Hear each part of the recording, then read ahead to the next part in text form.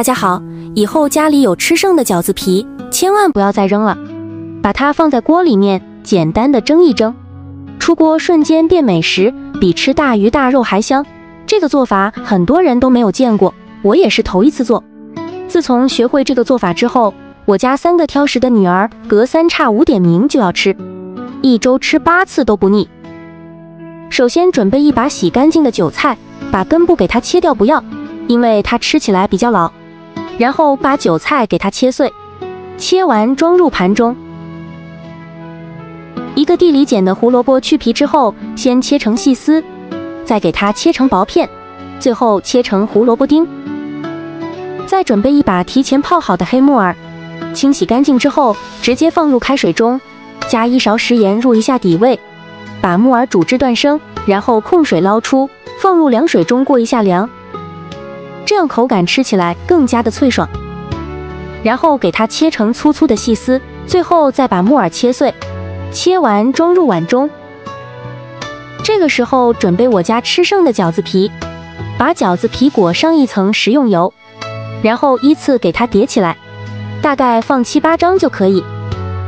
用手掌轻轻的按压，从里向外慢慢的按，把饺子皮按薄按大。然后把饺子皮放在蒸锅里，水开计时蒸10分钟。这个时候往切好的韭菜里面加入1勺食用油，可以锁住水分，用筷子给它搅拌均匀。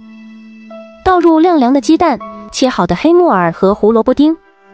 馅料想要好吃，一定要放入1勺虾皮，既可以提鲜，又可以补钙，而且配料表干净。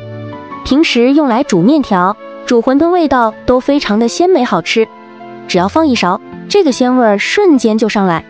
加入1勺食盐、1勺鸡精、1勺五香粉、1勺蚝油、1勺香油，其他的任何调料都不需要放了。搅拌均匀后，先放一边。这时候我们的饺子皮已经蒸好了，把它取出来，一张一张的给它撕下来，皮薄透明，非常的有劲道，用它来卷菜卷肉也是非常不错的。取1张饺子皮，上面放上2勺馅料，像视频中这样的手法给它包起来。电饼铛预热刷油，把做好的生坯放入锅中，扣盖开大火煎1分钟，煎到底部金黄之后，咱们翻面煎另一面。分享是一种美德，点赞是一种情怀，正如低调有内涵的你正在悄悄的点赞，非常的感谢。反复的翻面，一直煎到8面金黄熟透就可以出锅啦。全程大概需要煎2到3分钟的时间。用这个方法做出来的懒人韭菜锅底，看着就特别的诱人，有食欲。颜色金黄金黄的，皮薄馅多，色香味俱全。外皮吃起来焦香酥脆，里面的馅料吃起来鲜香味美。